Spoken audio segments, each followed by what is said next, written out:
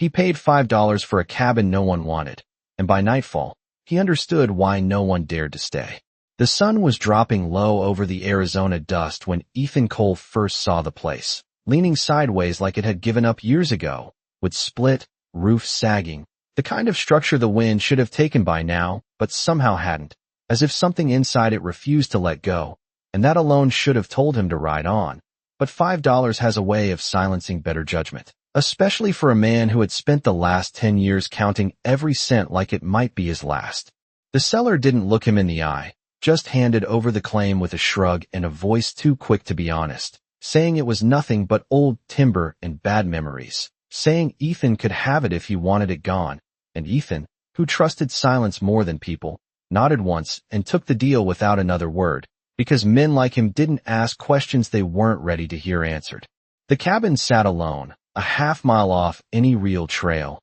surrounded by dry grass that whispered when the wind moved through it. And as Ethan stepped down from his horse, boots pressing into the dirt with a slow, measured weight, he felt it.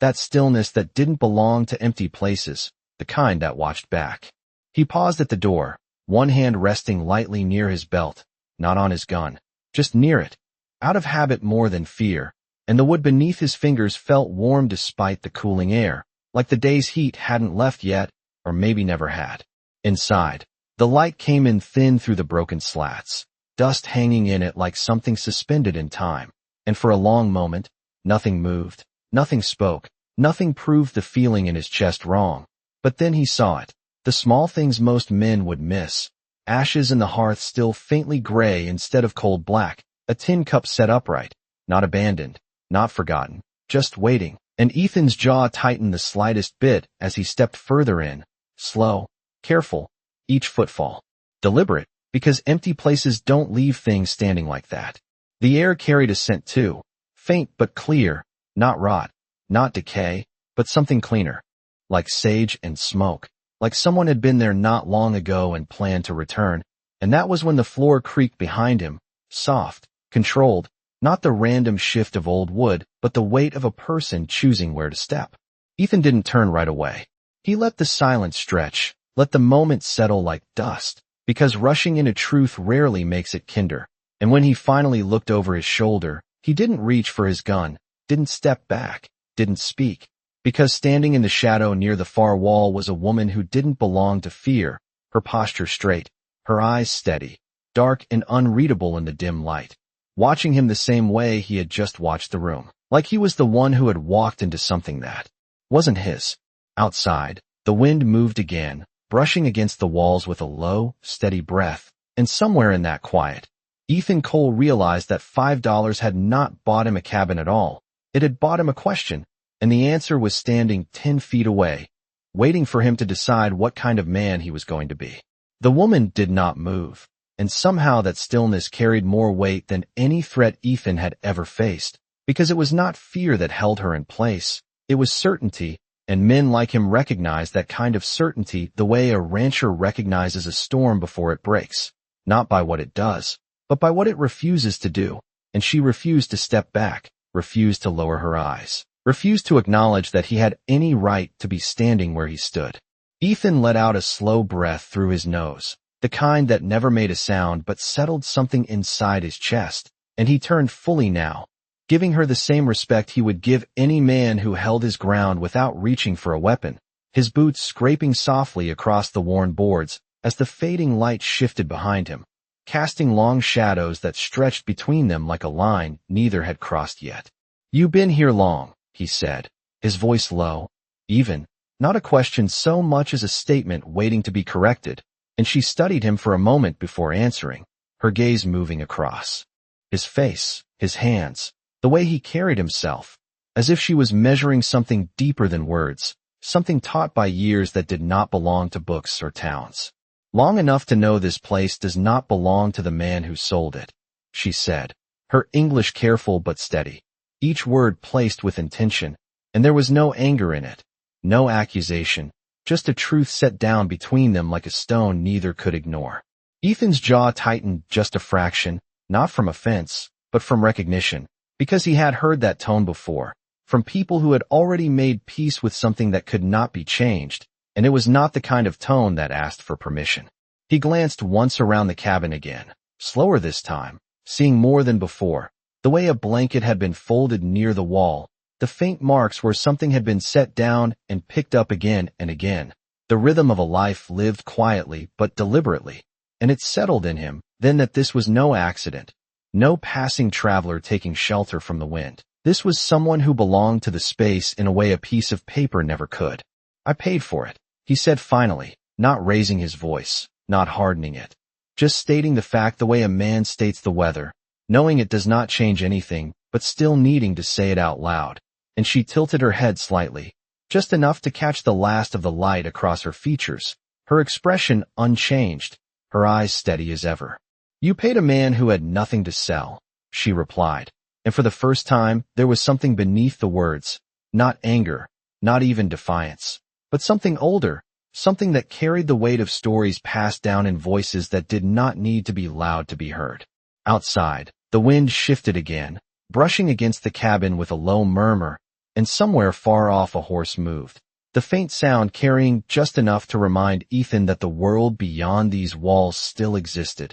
even if it felt distant now, like something that belonged to another man's life. He looked back at her, really looked this time, at the way she stood without tension, without hesitation, like the ground beneath her feet had already chosen her, and he understood then why the place had not fallen apart, why the door had not rotted through, why the silence had felt different the moment he stepped inside, because it had never been empty, not in the way he had been led to believe. "Then what is it you expect me to do?" he asked, quieter now, not because he lacked strength, but because something in the room demanded it, and she held his gaze without blinking, without softening, without offering him a way out that did not exist. "Decide," she said, and the word landed between them heavier than anything else that had been spoken, because it was not about land, not about money, not about a cabin leaning under the weight of years. It was about the kind of man who walks away and the kind who stays. And Ethan Cole had spent most of his life being one of those without ever needing to say which one he was.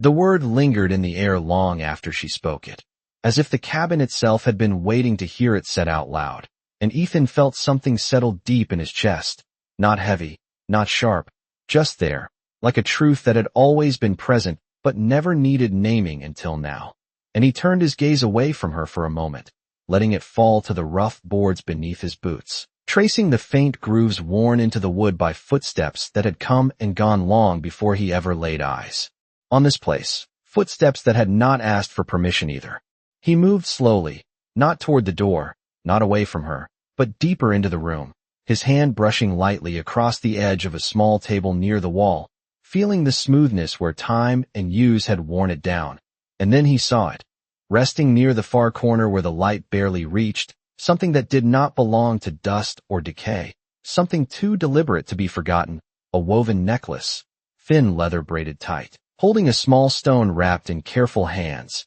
turquoise worn, soft by years, and for a second, just a second, his breath caught in a way he did not expect. He did not reach for it right away, not like a man claiming what he thought was his, but like someone approaching a memory he was not sure he wanted to disturb. And when he finally picked it up, the weight of it was light, almost nothing, but what it carried settled far heavier than the wood and walls around him. The color, the pattern, the way the cord had been tied, it all stirred something old, something buried beneath years of silence and distance, and his thumb ran along the edge of the stone, slow, deliberate, as if confirming what his mind had already begun to understand without asking permission. "This was not made here," he said quietly, more to himself than to her, but she heard it anyway, her eyes narrowing just slightly, not in suspicion, but in recognition of something shifting that neither of them had expected when the sun had first begun to set. "It was made by my grandmother," she said,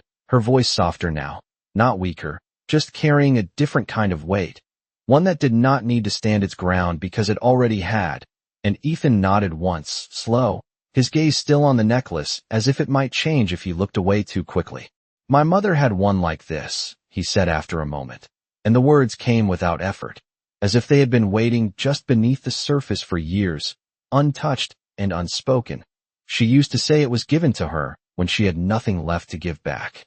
The silence that followed was not empty, not uncertain, but full in a way that made the cabin feel smaller, like the walls had drawn closer to listen. And for the first time since he had stepped through the door, Ethan felt the line between stranger and something else begin to blur, not erased, not forgiven, but no longer as clear as it had been. She watched him now with a different kind of attention, not measuring him as a threat or an intruder, but as something she had not yet decided how to name. And outside, the wind shifted again, carrying with it a faint sound that did not belong to the stillness, distant at first, barely there. The rhythm of hooves moving across dry ground, slow but steady, growing clearer with each passing second. Ethan lifted his head slightly, not startled, not tense, just aware, the way a man becomes when the world begins to move again after holding its breath, and he set the necklace back down exactly where he had found it, not claiming it, not keeping it, but acknowledging it in the only way that felt right. "You expecting anyone?" he asked, his voice returning to that same, even tone. But something underneath it had changed, something quieter, sharper, like a decision forming before it had been spoken, and she turned her gaze toward the door, listening to the same distant rhythm now threading its way through the air, her expression unreadable once more, but her answer came without hesitation. "Not the kind who ask," she said, and the sound outside carried closer. One rider, then another, then more, the count rising without needing to be spoken, and Ethan Cole stood there in the fading light, between a past he had not chosen and a moment that was choosing him anyway. The sound of hooves did not rush, did not scatter, it came steady and measured, like men who already knew where they were going and did not fear what they might find when they arrived. And Ethan stepped toward the doorway without being told, his boots quiet against the wood as the last light of day stretched long across the floor behind him. And when he reached the threshold, he stopped, not stepping out yet, just standing where inside met outside, where decisions tended to reveal themselves. Without asking permission, the land beyond the cabin rolled out in dry waves of grass and dust, painted gold by the sinking sun, and along the low ridge about 200 yards out, shapes began to form against the light, riders cresting one by one, their silhouettes clear, their movement controlled, not hurried, not hesitant, and Ethan counted without meaning to, 1, then 3, then more, the number building in a way that spoke of intention rather than coincidence. He rested his hand lightly against the doorframe, not for balance, but for something solid to feel, something real beneath his fingers, and behind him, he could sense her presence without turning, still as before, still certain, as if this moment had been waiting longer for her than it had for him. The first rider came down the slope alone, breaking from the others with a quiet authority that did not need to be announced, his horse moving at an easy pace, each step deliberate, closing the distance without urgency, and Ethan watched him approach until the details came into view, the set of his shoulders, the way he held himself upright in the saddle, the calm in his posture that did not belong to men who came to argue. The others remained behind, spread along the ridge in a loose line, not advancing, not retreating, just there, and the space they held felt larger than it was, like a boundary drawn without words. The rider stopped about 30 feet from the cabin, close enough to speak without raising his voice, far enough to show he did not intend to cross uninvited, and for a moment, no one said anything, the wind moving softly between them, carrying the scent of dust and distant sage, and Ethan stepped forward just one pace, not leaving the doorway entirely, but not hiding behind it either. "Evening," he said, his voice calm, level, the kind of greeting that did not assume welcome but did not invite trouble either, and the man on the horse inclined his head slightly, acknowledging the word without answering it directly, his gaze shifting past Ethan, just for a second, toward the shadowed interior behind him. "You are not the man who was here before," the rider said, his English steady, each word clear, and there was no question in it, just an observation laid down like fact, and Ethan shook his head once, slow, not defensive, not proud. "No," he replied, "I bought it." The rider's expression did not change, but something in his eyes settled, like a piece of a larger picture falling into place, and he glanced briefly toward the ridge behind him, where the other figures remained still, watching, before returning his attention to Ethan. "Then you have been given something that was not his to sell," he said, and the words echoed what had already been spoken inside. But coming from him,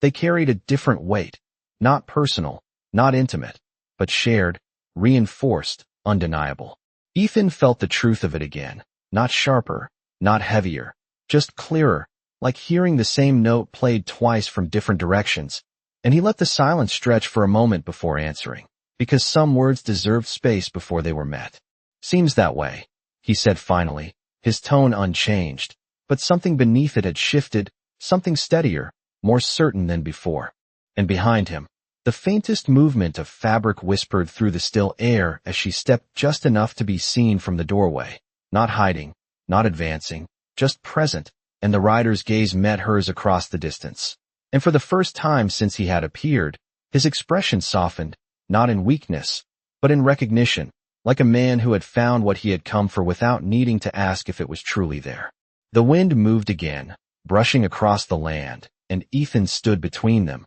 not as a barrier, not yet, but as something else entirely, something that had not existed an hour ago. And he realized then that whatever choice had been waiting for him inside that cabin was no longer his alone to consider, because the moment had stepped out into the open, and it was not going to turn back. The rider did not look at Ethan again right away, his attention resting on the woman behind him as if the space between them carried more meaning than the ground beneath his horse. And when he spoke next, his voice shifted, not softer, not weaker, but older, like something drawn from memory rather than the present moment. "Ayana," he said, and the name settled into the air with a weight Ethan could feel even without understanding it fully. And behind him, she did not step forward, did not lower her gaze, but she answered with the same quiet certainty she had shown since the beginning. "You came sooner than I expected," she said, and there was no surprise in it, only acknowledgement, as if time itself had simply arrived where it was meant to. Ethan remained where he stood, not turning completely, but aware of every shift behind him, every word, every breath, and the man on the horse inclined his head slightly, a gesture that carried respect without ceremony. "The land remembers," the rider replied, and his eyes moved briefly toward the cabin, then back to her. "And so do those who listen." The words hung there, not explained, not expanded, but understood in a way that did not require translation, and Ethan felt again that strange sense of standing inside something larger than himself, something that had been set in motion long before he ever counted out $5 in a dusty town. He shifted his weight slightly, just enough, to remind himself that he was still part of this moment, still standing between two sides that had not yet decided what he was to them. And he cleared his throat once, not to interrupt, but to place his voice back into the space where it now belonged whether he had asked for it or not. "Seems like I stepped into something that was already here," he said, and the rider looked at him again, fully this time, his gaze steady, measuring, not unkind, but not offering comfort either. "You stepped into a truth," the man answered, "and truths do not ask who is ready for them." Ethan let out a small breath at that, not quite a laugh, not quite agreement, just acknowledgement, and behind him, he heard the faint sound of movement as Ayana took one step closer to the doorway, enough now that she stood just within the frame, visible in the fading light, her presence no longer confined to shadow. "He does not understand what was taken," she said, her voice directed toward the rider, but carrying through Ethan as well, and there was no accusation in it, only a statement of distance, of difference, and the rider nodded once, slowly. "Then he must choose what he will return," he replied, and the words settled heavier than anything spoken before, because they did not speak of ownership, but of responsibility, and Ethan felt them land somewhere deeper than thought, somewhere that did not allow easy answers. His gaze moved from the rider to the horizon, then back to the doorway, to the cabin behind him, to the ground beneath his boots, and for a moment, he said nothing, because there was nothing to say that would make the choice simpler than it already was. The wind passed through again, carrying with it the faint sound of the other riders shifting on the ridge, still waiting, still watching, and Ethan realized that none of them had reached for anything, none had raised a voice, none had made a demand, and yet the weight of the moment pressed harder than any threat ever could. He lifted his eyes once more, meeting the rider's gaze, then turning just slightly to meet hers as well, and in that quiet space between them, Something settled, not loudly, not dramatically, but firmly, like a decision that had been forming long before he ever stepped through that door. Then I reckon I ought to understand what I paid for, he said, his voice steady, low, carrying no challenge, no surrender, just a willingness that had not been there before, and the rider watched him for a long second before giving the smallest nod, not approval, not permission, but recognition, and the last light of the sun slipped lower across the land, leaving the cabin standing in that narrow space between day and night, where truths tend to reveal themselves without needing to be forced. The last light slipped behind the ridge, and with it the land changed, not darker, not yet, but quieter, like something had closed its eyes to listen more carefully, and Ethan felt that same quiet settle into him as he stepped fully out of the doorway for the first time, leaving the threshold behind, leaving that in-between place where a man could pretend he had not chosen anything yet. The dirt beneath his boots felt firmer now, real in a way it had not a few minutes ago, and he moved forward 2 slow steps, enough to stand clear of the cabin, enough that nothing stood between him and the rider but open ground and whatever truth they were both willing to face. Start from the beginning, Ethan said, his voice steady, not demanding, just direct, the way a man speaks when he has decided to listen whether he likes what he hears or not, and the rider watched him for a long moment, as if weighing not the words, but the man who had chosen to speak them. This land, the rider began, his tone even, carrying no anger, only memory, was never sold. It was taken in pieces, in papers signed by men who never walked it, passed from one hand to another until no one remembered the first hand it belonged to. His gaze shifted briefly toward the cabin, then back again. That place was a marker, not a possession. A place to return to. A place to remember. Ethan listened without interrupting, his eyes narrowing slightly, not in doubt, but in focus, because the words were not complicated, but what they carried was, and behind him, he could feel Ayana's presence just inside the doorway, silent, steady, letting the truth be spoken without stepping in to shape it. And the man who sold it, Ethan, said after a moment, his tone unchanged, he knew that. The rider gave a small nod. He knew enough, he answered, and enough is often what men use to take what is not theirs. The wind moved low across the ground, stirring dust around Ethan's boots, and he let the silence stretch again, not because he had nothing to say, but because the weight of what he was hearing needed space to settle into something that could not be ignored. Then I bought something that was never meant to be owned, he said finally, and the rider's expression did not change, but there was a flicker there, something like recognition, not of the words, but of the understanding behind them. You bought a story that was not finished, the rider replied, and now you are standing inside it. Ethan exhaled slowly, his gaze drifting once toward the ridge where the other riders still waited, unmoving, their presence steady, patient, not pressing forward, not pulling away, and he understood then that this was not about being forced into anything. It was about whether he would step forward on his own. Behind him, the floor creaked softly as Ayana moved, not coming outside, but close enough that her voice reached him clearly when she spoke. My grandmother kept this place when others forgot it, she said, and there was something different in her tone now, not softer, but deeper, like something carried across years rather than spoken in a single moment. She said some land does not belong to people. People belong to it. Ethan closed his eyes for just a second, not long enough to be seen as hesitation, just enough to let the words settle where they needed to, and when he opened them again, the last of the light had faded from the sky, leaving only that quiet, steady dusk where shapes remained but details softened, and he knew then that whatever choice he made next would not be undone by morning, because it had nothing to do with daylight at all. He reached slowly toward his coat, not hurried, not tense, and drew out the folded paper the seller had given him, the claim, the proof,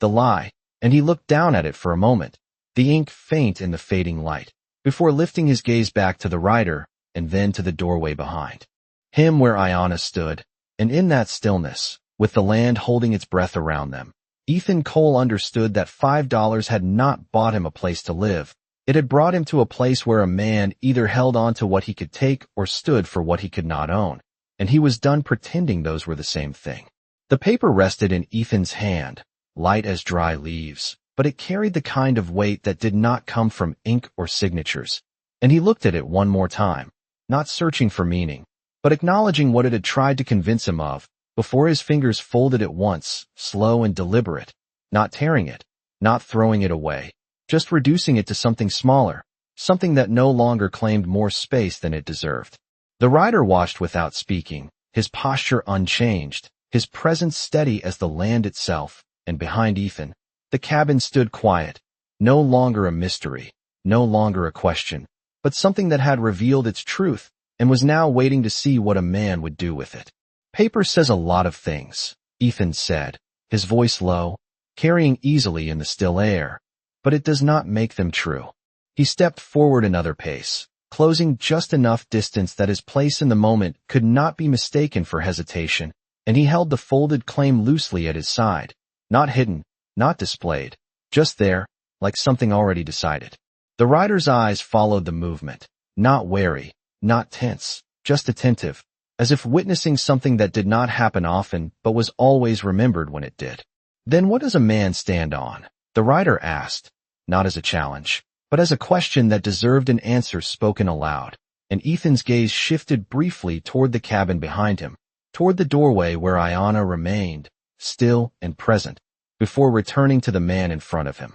What he chooses not to take, Ethan replied, and the words settled between them with a quiet certainty that did not need to be tested. For a moment, nothing moved, not the riders on the ridge, not the horse beneath the man, not even the wind that had carried through the land all evening. And then, from somewhere beyond the low rise to the west, another sound began to form, different from the steady approach that had come before, sharper, less patient, hooves striking the ground with a rhythm that spoke of urgency rather than purpose. Ethan did not turn right away, but he felt it, the shift in the air, the way attention moved without needing to be directed, and the rider's gaze followed the sound as well, his posture tightening just enough to mark the change without breaking the calm he had carried since arriving. Ayanna stepped forward then, just enough that she stood clearly within the doorway, her eyes fixed not on Ethan, not on the rider, but on the direction of the new approach, and there was something in her expression now that had not been there before,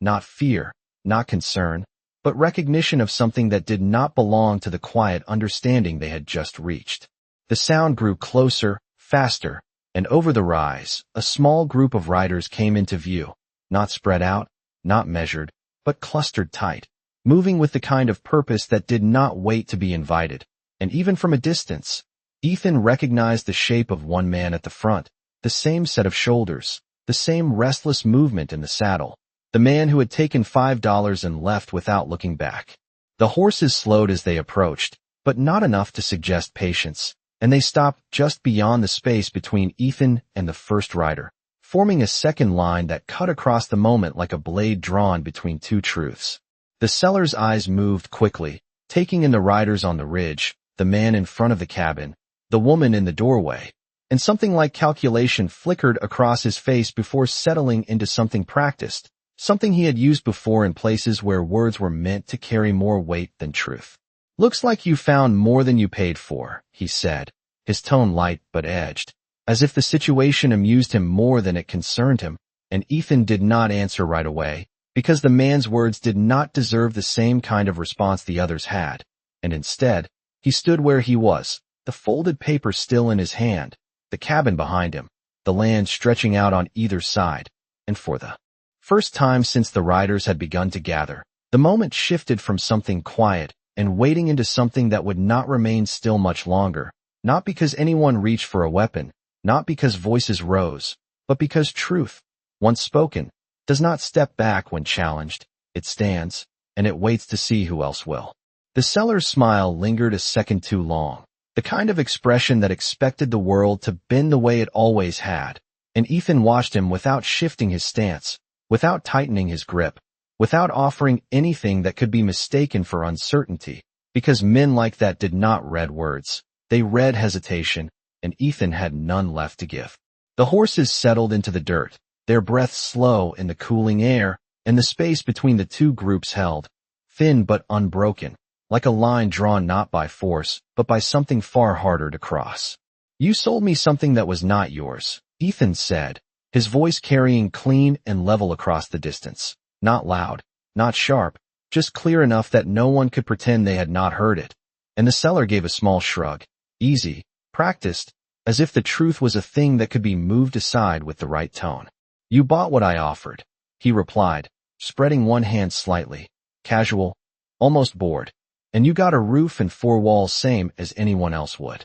Ethan's eyes did not leave him, but his hand moved, slow and deliberate, bringing the folded paper up just enough to be seen. The claim that had passed between them like something real. This says more than that, Ethan said, and then he paused. Not for effect, not for drama, just long enough for the weight of the next words to settle where they needed to, before his fingers loosened and the paper slipped free, falling without ceremony to the dust at his feet, landing light, unnoticed by anything but the men watching it. No one moved to pick it up. No one spoke. The wind passed once, soft, and the paper shifted half an inch, then stilled again, like something that had lost its purpose the moment it touched the ground. I do not stand on that, Ethan continued, his voice unchanged, and he took one step forward, not toward the seller alone, but into the space that belonged to no one yet, placing himself where both sides could see him clearly, where nothing stood behind him but the cabin and the woman who had never asked him to stay. The seller's eyes narrowed just slightly now, the ease slipping, not gone, but thinner, and he glanced once toward the ridge where the other riders remained, measuring something he could not control, before returning his attention to Ethan. Careful what you give up, he said, and there was something in the words now that had not been there before, not a threat, not quite, but a reminder of how things usually worked. Ethan shook his head once, slow. I am not giving anything up, he said, and his gaze shifted briefly toward the doorway behind him, toward Ayanna, then back again. I am putting it back where it belongs.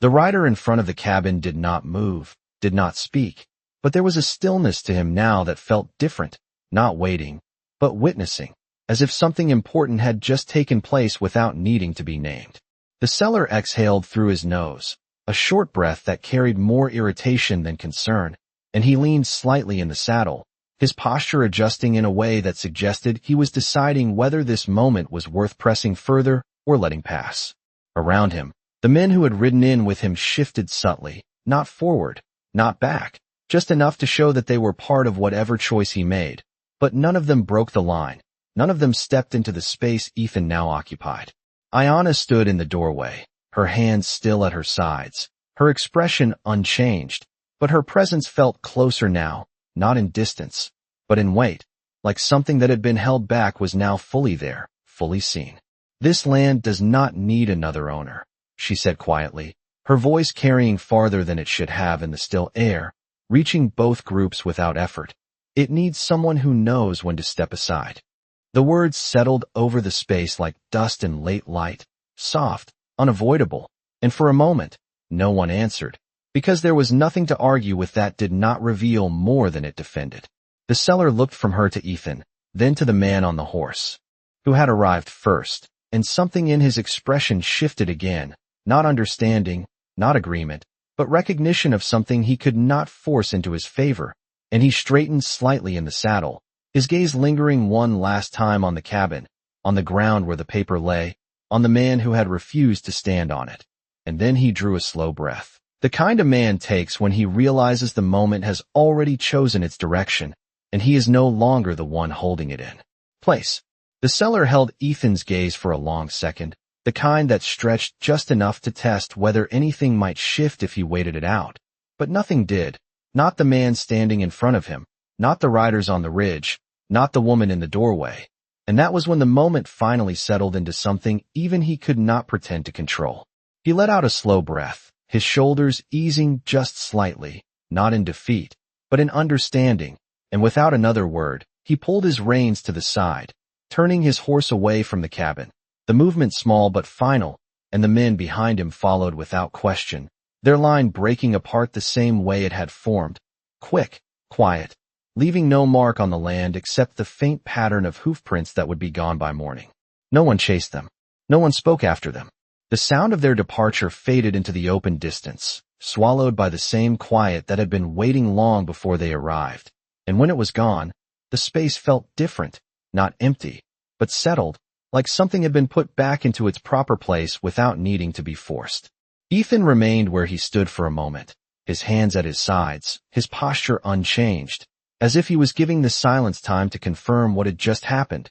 And then he looked down at the ground where the folded paper lay, half covered in dust, the edges already softening in the dim light. He did not pick it up. He did not need to. Instead, he turned slowly, not away from the moment, but toward the cabin, toward the doorway where Iona still stood, her presence as steady as it had been from the beginning, and for a second, neither of them spoke. Because the kind of understanding that had passed between them did not ask for words to make it real. The rider who had come first remained where he was, his horse quiet beneath him, his eyes moving once between Ethan and Iona before he gave a small nod, not approval, not command, just recognition of something that had been seen and would be remembered. And then he,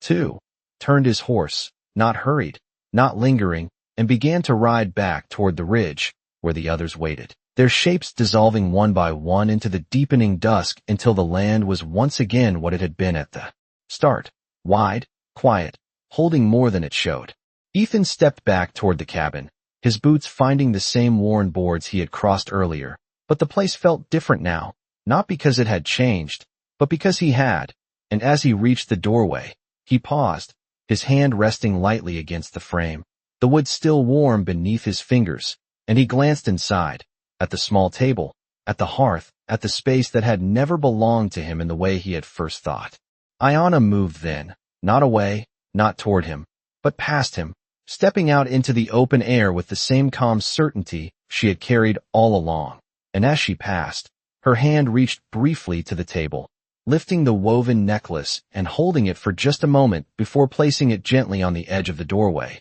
where would met open sky. She did not explain it. She did not need to. Ethan's eyes followed the small movement, and something in his chest settled in a way that did not come from winning or losing, but from understanding what had never been his to claim. She stepped out into the fading light, her figure moving across the land without hesitation, not looking back, not because she did not care, but because some paths did not require turning around to know where they had been. Ethan remained at the doorway, his gaze resting on the necklace now catching the last trace of light, and he did not reach for it, did not take it inside, did not make it his. He simply left it where it had been placed, where it belonged between two worlds that had met without needing to conquer one another. The wind moved softly through the grass, carrying the scent of dust and distant sage, and somewhere in that quiet, the truth of the day settled into the land without leaving a mark, and Ethan Cole stood there a while longer, not as the owner of anything, not as a man who had gained or lost, but as someone who had finally understood that out here, the only thing worth holding on to was the moment you chose to let go.